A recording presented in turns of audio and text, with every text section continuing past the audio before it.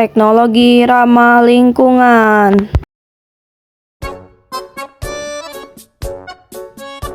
Pendahuluan. A. Pengertian teknologi ramah lingkungan atau sering disebut dengan sustainable technology. Green technology merupakan bentuk penerapan teknologi yang memperhatikan prinsip-prinsip pelestarian lingkungan.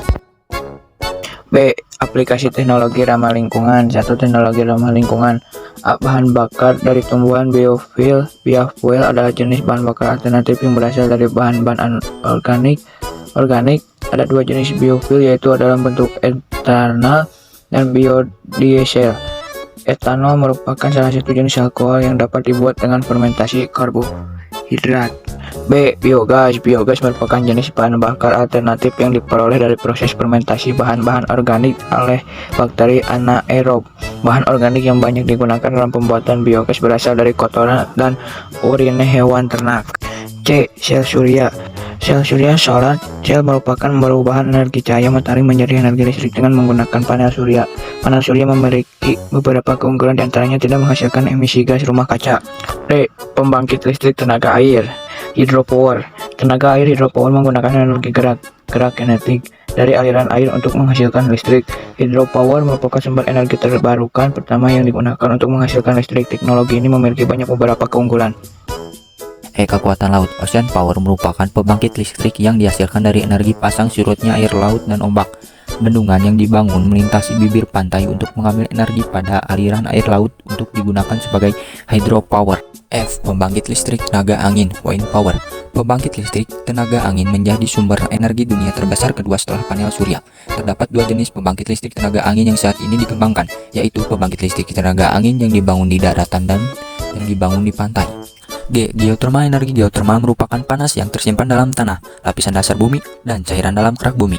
Salah satu cara untuk mengambil energi geotermal ini dengan menggunakan sistem pompa panas geotermal tanah, geothermal heat pump system. A. Fuel cell dan hydrogen power. Para ilmuwan menyatakan bahwa gas hidrogen akan menjadi bahan bakar di masa depan. Agar harapan itu terwujud, ilmuwan saat ini fokus untuk mengembangkan sel bahan bakar fuel cell yang menggabungkan gas hidrogen dan oksigen. Reaksi antara gas hidrogen dengan oksigen menghasilkan panas energi yang tinggi. 2. Teknologi ramah lingkungan di bidang transportasi. A. Kendaraan hidrogen. Kendaraan hidrogen merupakan kendaraan yang menggunakan hidrogen sebagai bahan bakar. Terdapat alat yang bekerja dengan cara membakar energi hidrogen dalam mesin pembakaran internal atau dengan mereaksikan hidrogen dengan oksigen dalam fuel cell untuk menggerakkan motor listrik. B. Mobil surya atau solar car.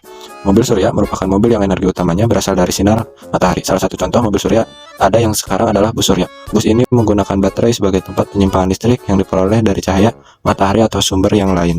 C. Mobil listrik atau electric car. Mobil listrik merupakan mobil yang didorong oleh satu atau lebih muatan listrik menggunakan energi listrik yang disimpan dalam baterai atau alat penyimpanan energi yang lain. Motor elektrik ini mampu memberikan tenaga putaran dengan cepat dan memberikan percepatan yang kuat, tetapi suaranya halus. 3. Teknologi ramah lingkungan bidang lingkungan. A. Biopori. Biopori merupakan teknik membuat wilayah resapan air hujan. Teknik biopori memiliki prinsip yang sama dengan sumur resapan. Teknik ini diterapkan dengan menyediakan area yang dibuat berlubang-lubang kecil atau berpori, yang nantinya akan menyerap air hujan dan kemudian disalurkan ke dalam tempat penampungan air. B. Fitoremediasi. Fitoremediasi merupakan salah satu bentuk bioremediasi. Fitoremediasi merupakan penggunaan tumbuhan untuk menghilangkan, memindahkan, menstabilkan, atau menghancurkan bahan pencemar baik itu senyawa organik maupun anorganik.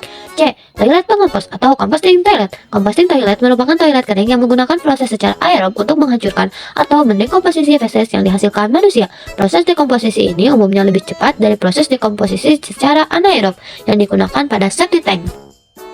3. Teknologi ramah lingkungan bidang lingkungan. D. Pemurnian air atau water purification. Pemurnian air merupakan suatu proses penghilangan zat-zat kimia, kontamin biologis, partikel-partikel padat, dan gas-gas dari air yang terkontaminasi atau kotor. 1. Pemurnian air sederhana. Pemurnian air dapat dilakukan dengan membuat alat yang berbentuk tabung yang di dalamnya terdapat lapisan-lapisan bahan seperti pasir, kerikil, batu, lorang, ijuk, atau serabut kelapa, dan dapat juga ditambah dengan kapas atau kain katun. Air kotor dapat dituang ke dalam tabung melalui bagian atas tabung, selanjutnya mengalir pada bagian bawah. 2. Teknologi osmosis balik. Osmosis balik merupakan teknologi pemurnian air yang menggunakan prinsip kebalikan dengan prinsip osmosis. Osmosis balik menggunakan prinsip tekanan untuk mengatasi tekanan osmotik yang terjadi secara alami. 4. Teknologi ramah lingkungan bidang industri. A. Biofouling, bioposting atau teknologi ramah lingkungan yang terinspirasi dari proses pelapukan kayu dan sampah tanaman oleh mikroorganisme, terinspirasi dari kemampuan mikrob dalam proses pelapukan kayu. Para ilmuwan saat ini mulai mengembangkan proses pengolahan limbah dengan menggunakan mikroorganisme yang mampu menggunakan lignin secara alami yang banyak ditemukan secara bebas di alam.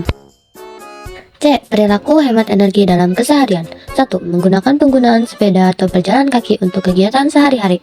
2. Mematikan kendaraan jika sedang tidak digunakan dan jangan terlalu lama menyalakan kendaraan ketika akan digunakan. 3. Mematikan lampu saat tidur dan saat siang hari. 4. Membangun atau merenovasi rumah, sebaiknya membuat rumah dengan banyak jendela sehingga cahaya matahari dapat masuk ke dalam rumah. 5. Jika menggunakan pompa air listrik untuk mengalirkan air, penuhi bak mandi dan tempat penampungan air dalam sekali sewaktu. 6. Membuat jadwal mencuci dan menyetrika secara teratur. 7. Memilih peralatan rumah tangga yang hemat energi. 8. Jangan membuang kertas begitu saja. Tanamkan dalam diri bahwa setiap penggunaan sebuah kertas berarti telah menebang sebuah pohon. 9. Menggunakan air secukupnya saat mandi dan mencuci. D. Teknologi tidak ramah lingkungan. 1. Pengolahan minyak bumi. Eksploitasi minyak bumi memiliki banyak dampak negatif terhadap tanah, udara, air, makhluk hidup, dan iklim. Sebelum dilakukan penambangan minyak bumi ini, hutan terlebih dahulu ditebang dan aliran air dikeringkan. Selanjutnya, timbunan tanah berpasir, bebatuan, dan tanah lempung diambil sehingga batuan dan pasir minyak dapat terlihat. Penambangan minyak bumi ini jelas menghasilkan polusi udara berdebu uap, asap, dan bau yang menyelimuti daerah tambang.